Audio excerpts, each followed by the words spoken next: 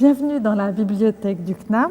Je suis aujourd'hui avec Sandrine Lemery, qui est titulaire de la chaire d'actuariat, mais également vice-présidente de l'Institut des actuaires français, qui est donc l'association professionnelle des actuaires. Donc ma première question qui s'impose, puisque nous parlons aujourd'hui à un public large, qui ne sait peut-être pas, comme moi je l'ignorais auparavant, qu'est-ce que l'actuariat ?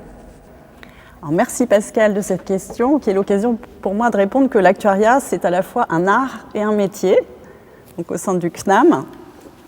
C'est l'art d'évaluer financièrement les risques, de leur donner un prix, donc a priori avant le risque et a posteriori après le risque, en utilisant de manière pragmatique les outils scientifiques, donc principalement les mathématiques et les statistiques.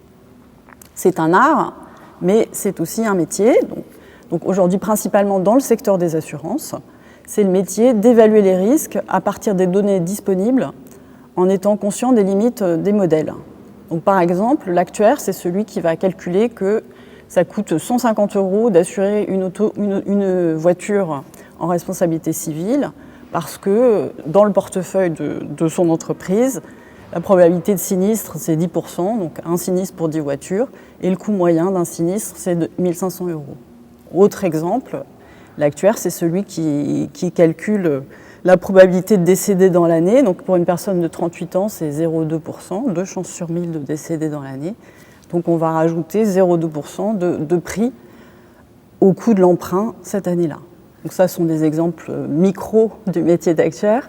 Et un exemple macro, c'est en France, l'assurance, les promesses que tiennent les assureurs que veulent tenir les assureurs vis-à-vis des assurés, c'est environ 2250 milliards, ça représente 2250 milliards, donc l'actuaire, c'est les actuaires calculent ces 2250 milliards.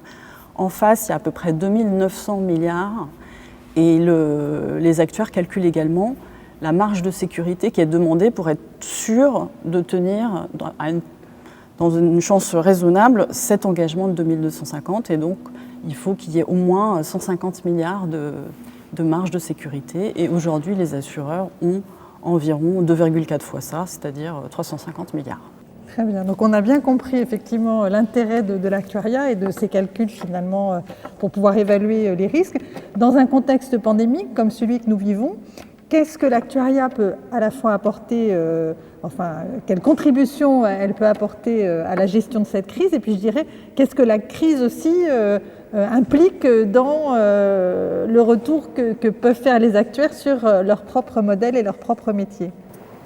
Alors la devise de l'Institut des actuaires, c'est éclairer les risques, tracer l'avenir. Donc quand un événement tel que la crise de la Covid se produit, on se demande si on avait bien prévu, si c'était bien dans le bon modèle pour adapter le cas échéant nos modèles. Donc aujourd'hui, dans cette crise Covid, on voit bien qu'on avait envisagé le risque de pandémie, on avait envisagé le risque d'épidémie, mais pas du tout son impact. On s'est trompé, tout le monde s'est trompé, personne n'avait envisagé une telle réponse. Donc par exemple, dans Solvabilité 2, qui est le cadre réglementaire pour l'évaluation des risques dans le secteur des assurances, le risque pandémie, il est envisagé avec une probabilité d'arriver une fois tous les 200 ans, et on l'a imaginé sous la forme d'une augmentation de la mortalité de 0,15 points, c'est-à-dire 100 000 décès supplémentaires une année par rapport aux 600 000 qu'on observe en France annuellement. Mais là encore, je redis, on n'avait absolument pas imaginé l'impact de la pandémie sur l'économie. Alors la bonne nouvelle pour l'assurance, c'est que le secteur a bien résisté et qu'il n'y a pas eu de crise financière. Parce que 3 000 milliards d'actifs environ, qui baissent de 10%, c'est 300 milliards potentiels de pertes pour l'assurance, et ça mettrait en péril la capacité à tenir les promesses. Donc la bonne nouvelle, c'est que le secteur financier tient. La mauvaise nouvelle, c'est que ce sont des risques qui apparaissent difficilement assurables puisqu'ils touchent tout le monde, et qu'ils ne sont pas mutualisables entre différents acteurs, ni géographiquement, éventuellement seulement dans le temps, mais ça voudrait dire être prêt à le financer, et on n'est pas prêt, surtout dans les conditions économiques actuelles, à préfinancer ce type de risque. Donc la seule réponse aujourd'hui, c'est une réponse publique, avec une augmentation de la dette, avec l'aide des banques centrales. Et donc la question qui se pose maintenant, l'une des questions qui se pose pour l'actuariat et d'ailleurs pour l'ensemble des scientifiques, c'est comment on essaie d'apprendre de cette crise et de prévenir et de trouver des moyens pour couvrir les risques futurs, donc les risques d'épidémie, mais aussi les risques cyber qu'on voit apparaître avec l'augmentation de la digitalisation, les risques sociaux ou les risques de transition écologique.